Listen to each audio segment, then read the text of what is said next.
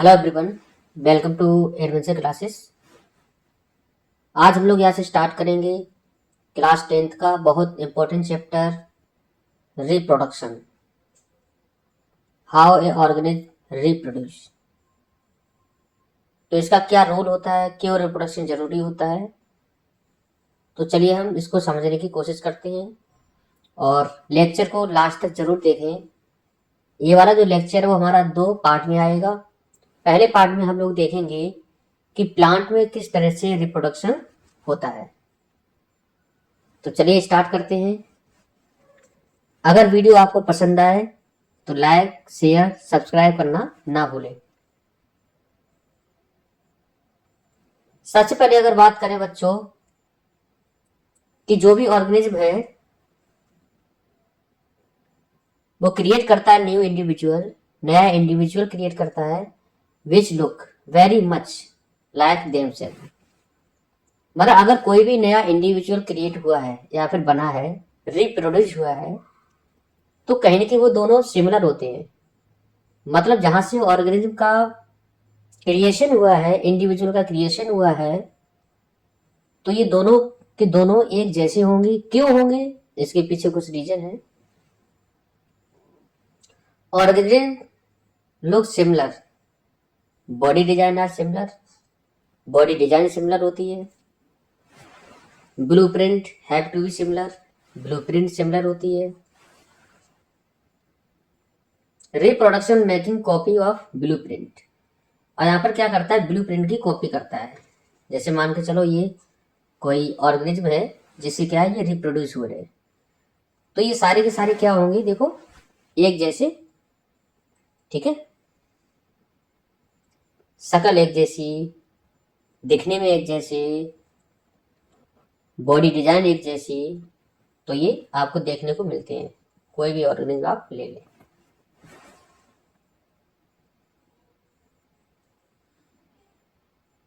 तो इसके लिए जरूरी है जो ऑर्गेनिज्म हमारा रिप्रोड्यूस होगा, इंडिविजुअल रिप्रोड्यूस होगा, तो ये 2 तरह से हो सकता है। एक तुम्हारा हो सकता है सेक्सुअल रिप्रोडक्शन, एक हो सकता है असेक्सुअल। इसकी हम बात अभी करेंगे थोड़ी देर में। तो जैसे मान के चलो हमारे पास कोई रिप्रोड्यूसिंग सेल है, तो सेल के अंदर क्या होता है वो हमें मालूम है। सेल के अंदर होता है न्यूक्लियस, और न्यूक्लियस के अंदर क्या भरा होता है, क्रोमोसोम, जो हम लोग जानते हैं।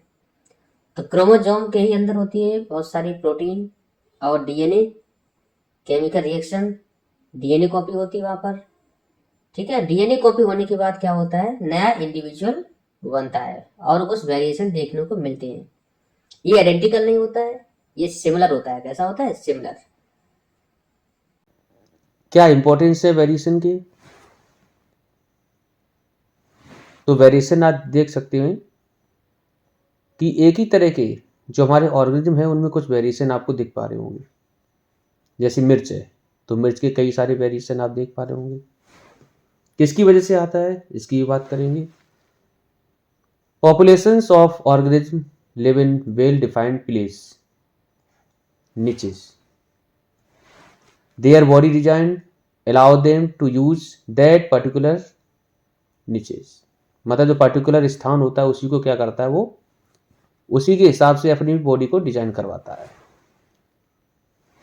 The polar bear is well adapted to its Arctic environment as their height for help them blend in with the snow and ice and has a layer of fat under its skin which help it stay warm. तो क्या करता है ये, environment के हिसाब से अपनी आपको या फिर बॉडी डिजाइन को क्या करता है, बॉडी को मेंटेन करके रखता है। However, niches can change because of region beyond the control of organism. Temperature can go up and down. Temperature, water level can vary. Water level very कर सकता है। और meteorite hits, if this is drastically altered, population will be wiped out. अगर मान के चलो यहाँ पर कुछ हमारे डिस्ट्रैक्शंस आ जाएं या फिर उस तरह का इन्वायरमेंट ना मिले किसी भी ऑर्गेनिज्म को, तो धीरे धीरे वो क्या होते हैं, गायब होना स्टार्ट हो जाते हैं। However, if some variation are present, population can survive. कुछ वेरिएशन अगर थोड़े बहुत हैं तो सर्वाइव कर सकता है, अगर ज़्यादा वेरिएशन है तो नहीं सर्वाइव कर पाएगा। For example, the Indian pipe plant earlier was photosynthetic due to presence of chlorophyll. During the course of evolution, it lost its chlorophyll and became saprophytic. The variation in the plant mode of nutrition has helped it to survive till date. If there were a population of bacteria living in temperature water, अगर temperature कोई भी population of bacteria है, and if the water temperature was increase, अगर भाई temperature increase करे by global warming, most of them would die, तो ज़्यादा से ज़्यादा क्या हो जाए, ख़त्म हो जाएंगे। ठीक है, but few variation resistance to heat would survive and grow further. लेकिन कुछ क्या होते हैं, ग्रो करते हैं चाहे टेम्परेचर कितना भी हो जाए। वेरिएशन इज दस useful for the survival of species over time. तो यहाँ पर वेरिएशन जरूरी भी है। बात करते हैं अब मोड ऑफ रिप्रोडक्शन। कौन कौन से मोड होते हैं रिप्रोडक्शन के? पहला होता है बच्चों असेक्सुअल रिप्रोडक्शन, दूसरा होता है sexual reproduction. Only one parent involve. Asexual में क्या होता है, केवल एक पेरेंट इन्वॉल्व होता है। Simple and small organism like micro organism, जो भी हमारे माइक्रो ऑर्गेनिज्म होते हैं, छोटे लेवल के जो ऑर्गेनिज्म होते हैं, उनमें ये वाला मोड ऑफ रिप्रोडक्शन दिखाई पड़ता है। ठीक है, टू पेरेंट इन्वॉल्व, यहाँ पर क्या होते हैं, दो पेरेंट इन्वॉल्व होते हैं, जैसे कि ह्यूमन हो गया, डॉग, एलिफेंट, बर्ड, प्लांट। ठीक है, तो इस तरह से यहाँ पर दो पेरेंट इन्वॉल्व होते हैं। Mode of reproduction used by single organism, asexual reproduction. तो असेक्सुअल रिप्रोडक्शन जो होगा वो हमारा सिंगल ऑर्गेनिज्म के द्वारा रिप्रोडक्शन होगा। तो पहला इसका जो टाइप है वो है फिजन, दूसरा जो है फ्रेगमेंटेशन, तीसरा जो है रीजनरेशन, चौथा वो है बडिंग, और पांचवा है वेजिटेटिव प्रोपगेशन, छठवां है स्पोर फॉर्मेशन। तो ये हमारे क्या है, असेक्सुअल रिप्रोडक्शन है, जो कि सिंगल ऑर्गेनिज्म से रिप्रोडक्शन कराते हैं। सबसे पहले हम लोग बात करेंगे फिजन के बारे में। फिजन का मतलब क्या होता है, हमारे पास कोई भी एक सेल है।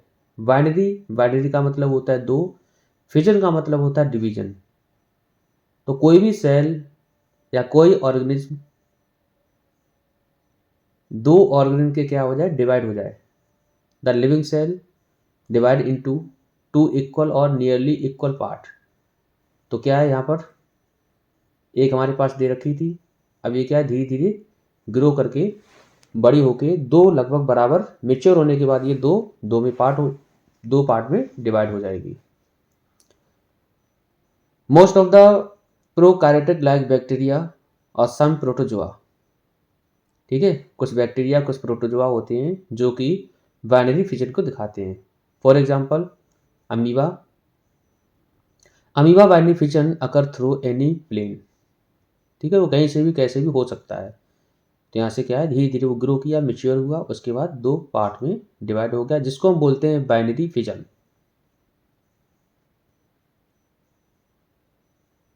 Hence it is called simple binary fission. In case of paramecium, binary fission occur through transverse section. Paramecium में क्या होता है, जो बाइनरी फिजन होता है वो ट्रांसवर्स होता है। ट्रांसवर्स का मतलब इस तरह से देख पा रहे हो आप, ये चीज़ क्या होगी, हॉरिजॉन्टल। ठीक है, इस तरह से होगा, इस तरह से। ठीक है, तो ये वालों को फिजन को हम क्या बोलेंगे, ट्रांसवर्स। लेकिन पिछले वाले में जो अमीबा में था वो किस तरह से हो रहा था, इस तरह से हो रहा था। ठीक है,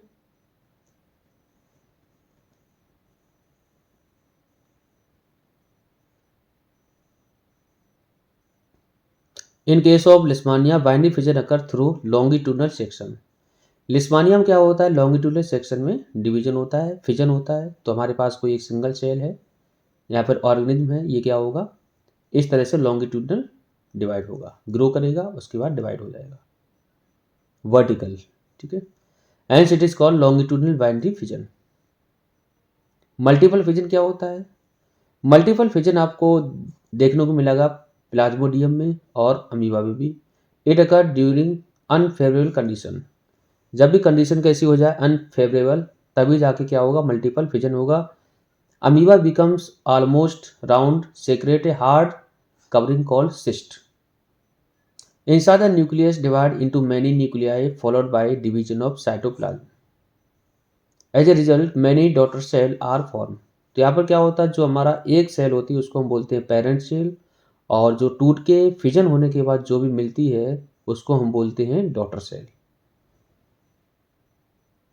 तो ये हमारी क्या है, सिस्ट है। उसके बाद धीरे धीरे क्या हो गई, ये ब्रेक हो गई, तो इनको हम बोलेंगे डॉटर सेल, देखने को मिलता है। A small outer growth is form on a parental cell, तो पेरेंटल सेल के ऊपर एक आउटर ग्रोथ होगी। The nucleus of the parent cell divide, उसके बाद पेरेंट सेल का न्यूक्लियस डिवाइड होता है। The bud increase in size, और बड क्या करता है, साइज में इंक्रीज करता है धीरे धीरे। The bud separate and grow further, उसके बाद ये अलग हो जाता है, उसके बाद फिर से वो ग्रो करता है। तो ये हमारा क्या है, बडिंग है। फ्रेगमेंटेशन क्या होता है, the act or process of breaking into fragment piece. तो जब भी पीसेस के रूप में क्या हो या फ्रेगमेंट हो, तो उसको हम क्या बोलेंगे, fragmentation. Seen in multi cellular organism with simple body organisation, for example spirogyra, इलोथ्रिक्स।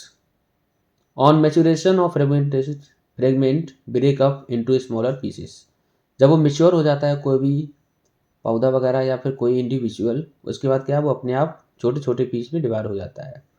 These piece और fragment grow into new individual, उसके बाद वो न्यू इंडिविजुअल के रूप में आगे बढ़ते हैं, ठीक है। इस तरह से न्यू इंडिविजुअल, ये हमारा मेच्योर हो गया, उसके बाद टूट गया। अब देखेंगे हम लोग regeneration. Regeneration, if the individual is cut or broken into many pieces, these pieces grow into separate individuals। अगर मान के चलो किसी भी ऑर्गेनिज्म का हम कोई पीस काट दें, उसके बाद क्या है, वो अपने आप ग्रो करना स्टार्ट हो जाता है। जैसे आप लोगों ने देखा होगा छिपकली, तो छिपकली क्या करते हैं, पूंछ अगर कट जाए तो अपने आप क्या होती है, रीजनरेट हो जाती है। ये वाले प्रोसेस को हम बोलते हैं regeneration. Many fully differentiated organisms have the ability to give rise to new organisms from their body part। तो अपने बॉडी पार्ट से एक नया ऑर्गेनिज्म, मतलब नया पार्ट को ग्रो कराते हैं। Let us find out how does this happen, ये कैसे होता है रीजनरेशन। स्पेशलाइज सेल हमारे पास है कोई, ठीक है, प्रोलिफरेट टू ग्रो और प्रोड्यूस मल्टीप्लिकेशन सेल डिवीजन, यहाँ पर सेल डिवीजन होता है, मल्टीप्लिकेशन, और लार्ज नंबर ऑफ सेल हमारी बनती हैं। पहले स्पेशलाइज सेल हमारे पास है, उसके बाद क्या है, ये बहुत ज़्यादा नंबर में सेल होती है। Cell type and tissue change, उसके बाद चेंज होता है सेल टाइप टिश्यू, ठीक है। तो ऑर्गेनाइज सीक्वेंस, तो यहाँ पर क्या हुआ, जैसे मानो ये है, इसको क्या है, कट कर दिया, उसके बाद ये है,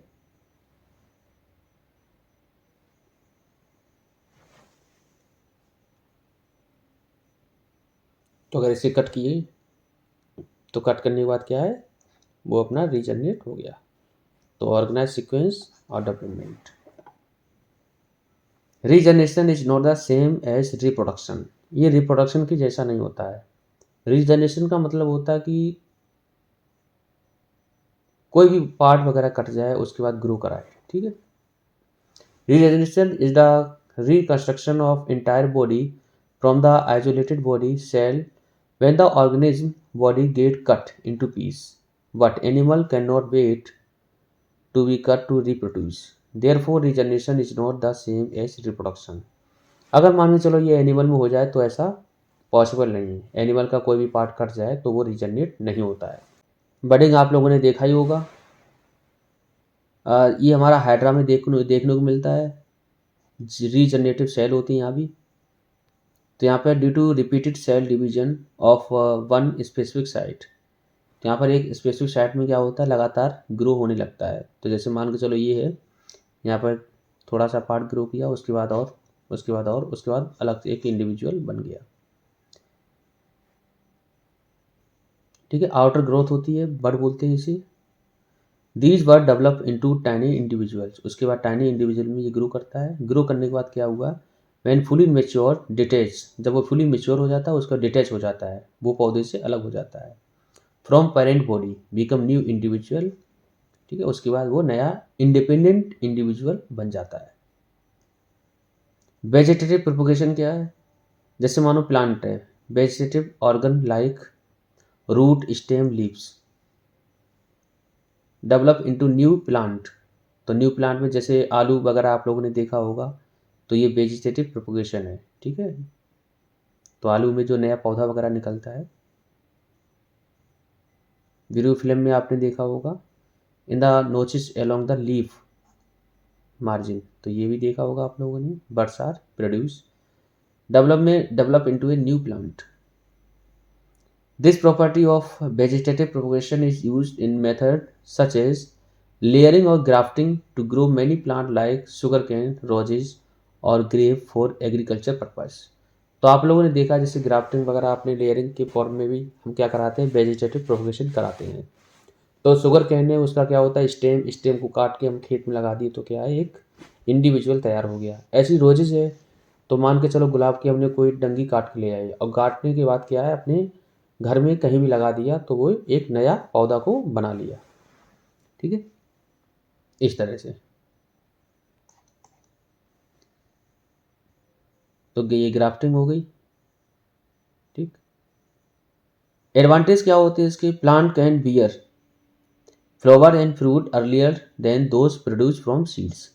यहाँ पर फायदे क्या होंगे, अगर मान के चलो पहले से आपने इस तरह से ग्राफ्टिंग कर दी, तो जब तक वो आप बीज लगाओगे, बीज लगाने के बाद धीरे धीरे ग्रो करेगा, तब तक ये क्या है, आपको फूल वगैरह देना स्टार्ट कर देगा। Also used to propagate plant that have lost of capacity to produce seed। ठीक है, तो जैसे मानो यहाँ पर क्या है, सीड वगैरह लॉस्ट होने की कैपेसिटी भी ज़्यादा होगी। तो बनाना, ऑर्गन, ऑरेंज, रोज, जैस्मिन, तो यहाँ पर ये ज़्यादातर प्रयोग किए जाते हैं रीजनरेशन वेजिटेटिव प्रोपगेशन के रूप में। Plant produce are genetically similar to the parents plant to have all its characteristic. Spore formation क्या होता है, seen in bread mould Rhizopus. तो आप लोगों ने ब्रीड वगैरह में देखा होगा, जो फंगस वगैरह लग जाती है उसे हम बोलते हैं spore formation. Thread like structure होता है। ठीक है, ऑन इसे हाइफाई बोलते हैं, ब्लोफ, उसके बाद स्पोरंजिया, उसके बाद spores. The spore are covered with thick wall of protect them. Spore eventually develop into new individual, तो यहाँ पर ग्रोथ जो है वो बहुत जल्दी होती है। प्लांट टिश्यू कल्चर देखते हैं। New plant grow by removing tissue और सेपरेटिंग। तो कोई भी नया प्लांट ग्रो करेगा बाय रिमूविंग टिश्यू और separating cell from the growing tip of the plant. Cell are placed in artificial medium as it contained meristematic tissue divide a place ball. तो ये tissue culture है। The callus is transfer to another medium containing hormone for growth and differentiate. तो इसको हमने क्या करा, इसमें डाल दिया। ग्रोथ हमारा जैसे ऑक्सीजन और गिबरेलिन है, डालने के बाद क्या हुआ, ये धीरे धीरे ग्रो करने लगा। ठीक है, तो ये इसको बोलते हैं tissue culture. The plantlets placed in the soil grow into mature plant. उसके बाद हमने इसको लगा लिया तो ये हमारे मेच्योर प्लांट बन जाएंगे बाद में। Using tissue culture many plant can be grow from one parent in disease free condition. तो इस तरह से हम क्या है, टिश्यू कल्चर का प्रयोग करके बहुत सारे प्लांट को हम लगा सकते हैं disease free. This technique is commonly use for ornamental plant. तो जो भी ऑर्नामेंटल प्लांट होते हैं वहाँ पर हम इसका ये वाली टेक्निक का प्रयोग करते हैं। This technique is commonly use for ornamental plant. और अब देखेंगे हम लोग सेक्सुअल रिप्रोडक्शन। तो टू पेरेंट इन्वॉल्व होते हैं, जैसे डॉग है, ह्यूमन है, प्लांट, बर्ड्स। सेक्सुअल रिप्रोडक्शन में दो पेरेंट का होना जरूरी है। वन होना चाहिए मेल और दूसरा होना चाहिए फीमेल। इसको हम बोलते हैं रिप्रोडक्टिव सेल। जर्म सेल होगा या फिर गैमेट होगा, मेल गैमेट और फीमेल गैमेट। तो मेल गैमेट स्मॉलर, मोटाइल, और ये होता है larger, contain store food. The male and female gamete fuse together form unicellular zygote. अब मेल और फीमेल क्या करते हैं, गैमेट फ्यूज होते हैं, उसके बाद जाइगोट को फॉर्मेशन कराते हैं। इंपॉर्टेंस क्या होती है सेक्सुअल रिप्रोडक्शन की? से there is fusion of two germ cell from two different individuals, variation are produce. Variation give rise to variety and diversity. तो वेराइटी और डाइवर्सिटी का राइज कराते हैं। It enable organism to adapt and survive in the changing environment. It help to prevent the complete existence of animal and plant species. तो यहाँ पर जो है प्रिवेंट करता है कि कोई भी ऑर्गेनिज्म की जो हमारी संतान है या फिर वो खत्म ना हो।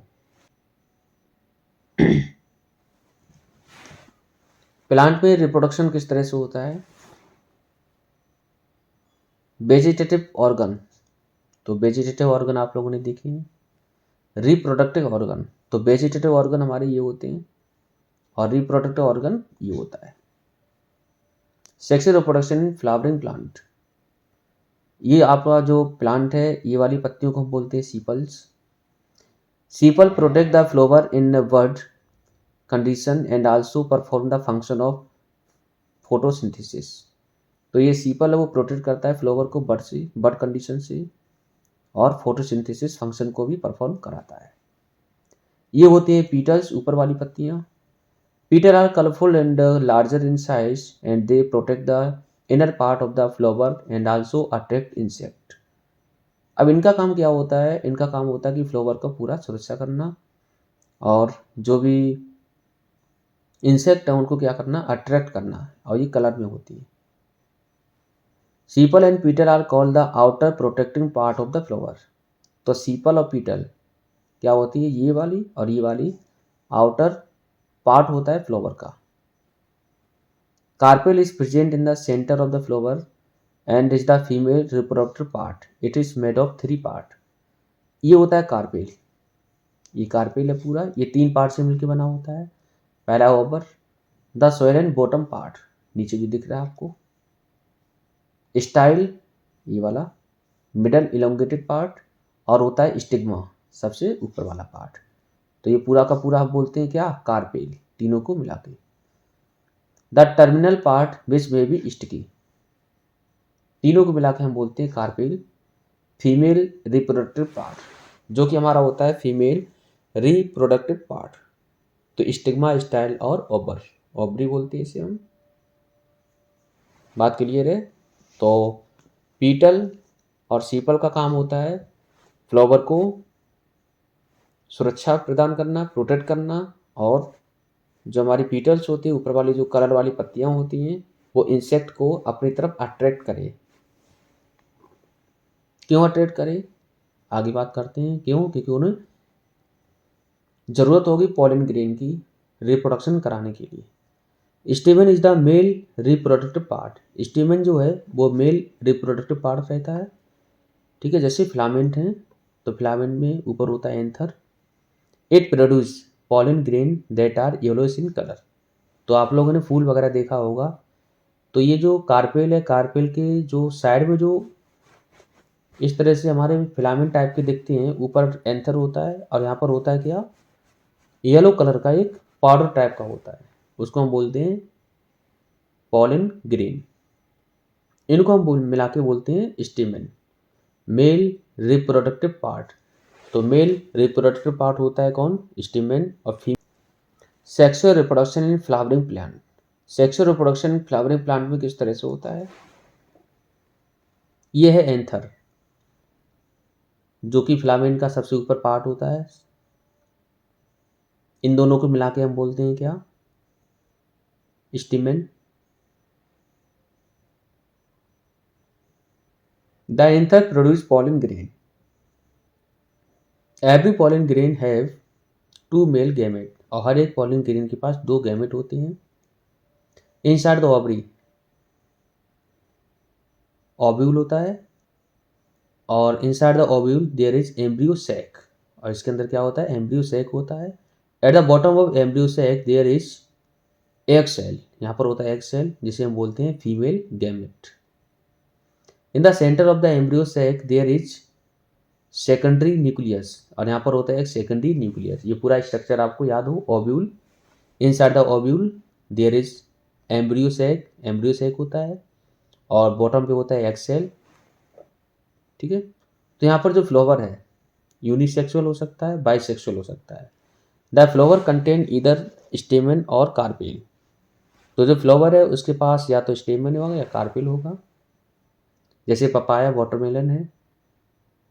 ठीक है, the flower contain both स्टेमन and carpel, जैसे हिबिस्कस है, mustard.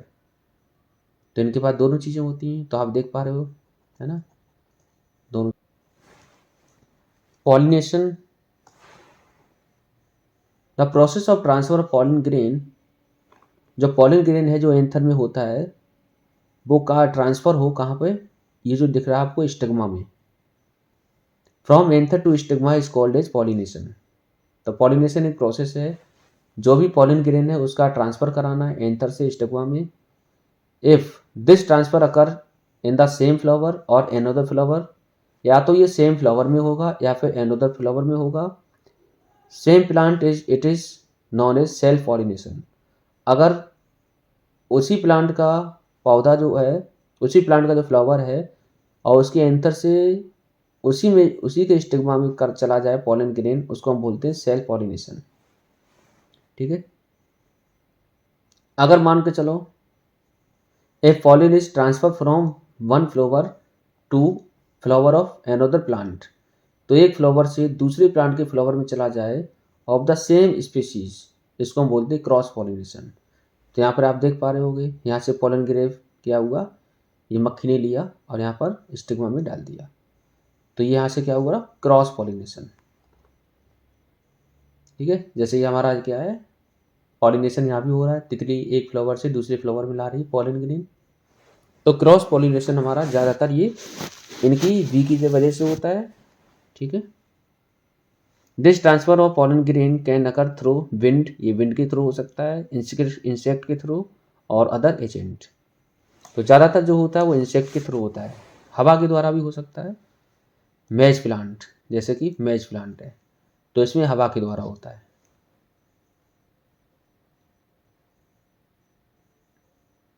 The pollen grain stick the wing, leg and proboscis of the insect.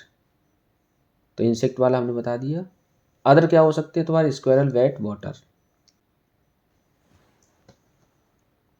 After the pollen land on a suitable stigma में लैंड होने के बाद pollen grain, it has to reach the female germ cell. अब ये पहुंचेगा female germ cell में, which are in the ovary, जो कि ओवरी में होता है। तो इस तरह से गया ओवरी में। ठीक है, उसके बाद 2 male gamete appear at this point at the pollen tube.